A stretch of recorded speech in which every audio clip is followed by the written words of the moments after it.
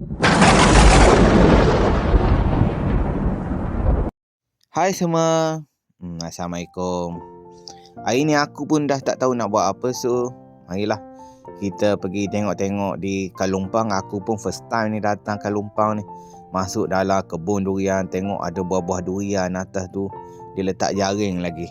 Takut jatuhnya atas kereta orang kan. So jarak dia memang ke dalam sangat, sehinggalah kita jumpa. Nampak?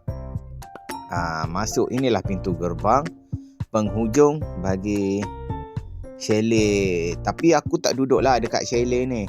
Kita just sewa tapak kemah RM20. Parking RM5, total RM25. Kalau bermalam tambah lagi RM50. Okey, inilah kamar aku. Tak adalah besar mana. So kita menghayatilah ketenangan, keindahan alam semula jadi di Kalumpang. Dan malam pula selepas dalam pukul 6 lebih, kita orang sebab kat Kalumpang tu dah nak hujan, so kita orang gerak lah daripada Kalumpang tu, KKB tu, naik ke Genting. Tak adalah jauh sangat. So kita naik, korang boleh tengok kabus malam. Tapi untuk makluman korang, sekarang naik ke Genting, menghala naik sudah dikenakan cas sebanyak RM5 tol. Menghala turun tak perlu. Daripada KKB ke, daripada Karak ke, memang kena tol RM5. Korang nampak malam ni memang sejuk. Mungkin sebab di bawah hujan kot. Tapi waktu ni, sekarang ni pun dah nak hujan gerimis. Sikit time ni menunjukkan pada jam 9.30 malam. Kita orang sampai tadi, mungkin baru lepas hujan sebab jalan basah.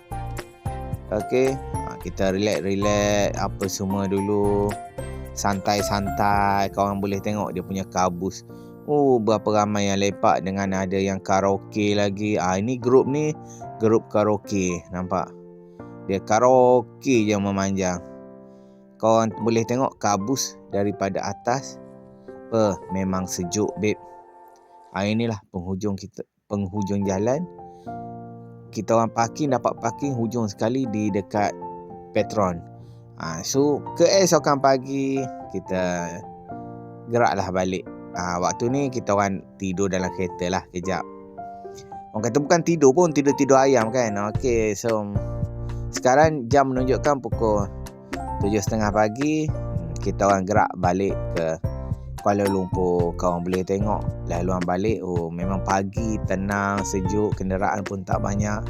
Bawa pun relax sahaja. Buka tingkap. Cuaca yang dingin. Okey, sehingga kita jumpa lagi. Tonton sampai habis. Dan jangan lupa subscribe dan tekan butang loceng.